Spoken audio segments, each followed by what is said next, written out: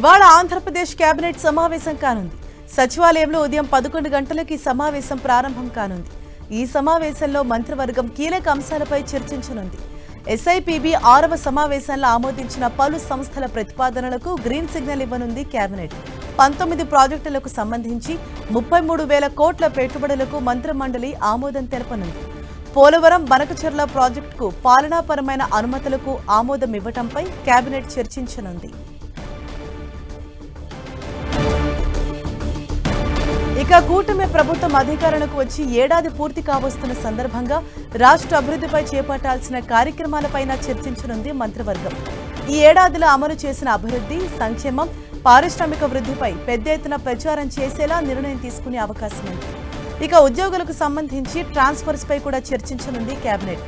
ఏపీలో పలు సంస్థలకు భూ కేటాయింపులపైన చర్చించి ఆమోదం తెలపనున్నట్లు సమాచారం.